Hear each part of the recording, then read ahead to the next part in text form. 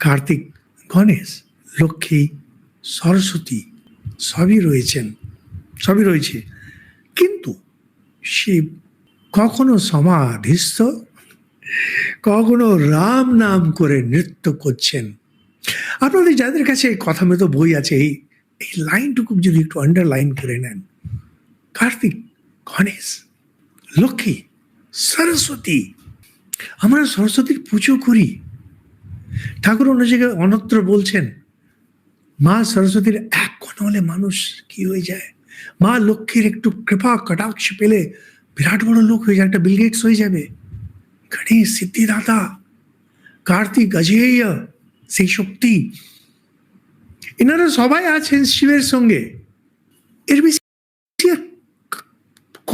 কল্পনাও করতে পারি আমরা কি একটা কল্পনাও করতে পারি এর বাইরে? এই যে আমাদের এখানে, আমাদের এই ইউনিভার্সিটিতে যেখানে আছি, অন্যত্র কত জয়েন করেছেন ব্রহ্মচারী মহারাজরা, বিদেশে বড় বড় জায়গায়।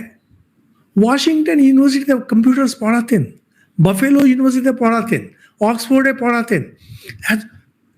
যে জায়গায় আমাদের আজকে সাধারণ মানুষ ভারতের পাগলের মতো দৌড়তে যাচ্ছে, যদি এক ফোঁটা পাই, এরা ওখানে পৌঁছে সব ছেড়ে দিয়ে সন্ন্যাসী হয়ে গেছে। অর্থ হলো আধ্যাত্মিক জীবন অনেক উঁচু। কার্তিক, গণেশ, লক্ষ্মী, সরস্বতী সবই আছেন, ভরা পুরা পরিবার।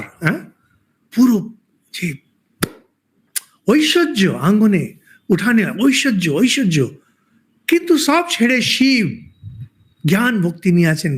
জ্ঞান সমাধিস্থ ভক্তি, রাম রাম করে নৃত্য করছেন। আপনারা যদি একটু পেছনের দিকে তাকান, আপনাদের পরিবারের দিকে, পরিবার না, আপনাদের পূর্বপুরুষরা যারা ছিলেন, আপনারা যে ঠাকুরদা আদিকে যদি মনে করেন, এনারা সবাই এরকমই ছিলেন। সবই আছে বাড়িতে, হয়তো জমিদার, কি আপনারা অনেকে রাজবাড়ির থাকতে পারেন, কি সাধারণ বাড়ি থাকতে পারেন। সবাই নিজের মতো কাজ করছেন। এই যে ইদানিংকালে এত পুরুষ মহিলা, নারী পুরুষ নিয়ে এত ঝামেলা, আরে সবাই নিজের কাজ করছেন। মায়েরা ভেতর সামলাচ্ছেন, বড়রা বাইরে সামাল দিচ্ছেন। আর এদের মধ্যে যারা একটু ভক্তিমান, তাদের জন্য ওইটাই কাজ, ওইটাই জীবন, ওইটাতেই নিজেকে ডুবিয়ে আছেন। আর ওনাকে কেন্দ্র করে বাকি সব চলছে। আজকে ঠিক উল্টো হয়ে গেছে। আমাদের ভোগ জীবনকে কেন্দ্র করে বাকি সমস্ত সব ঘুরছে।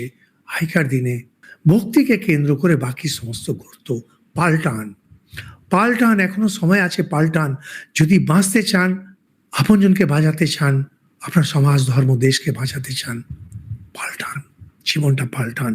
যে কথা, যার বাড়িতে কার্তিক, গণেশ, লক্ষ্মী, সরস্বতী সবই আছেন, তিনি সমাধিস্থ, তিনি রাম নাম করে নৃত্য করছেন আনন্দে চোটে। এই হলো বিশ্বাস কোথায় মানুষকে নিয়ে যায়?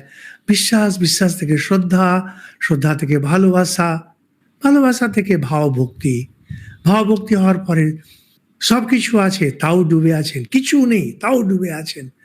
কিছু নেই, তাতেও রাম রাম বলে নৃত্য করছেন। সব আছে, তাও রাম রাম বলে নৃত্য করছেন। কারণ আপনি জানেন ওটাই আসল।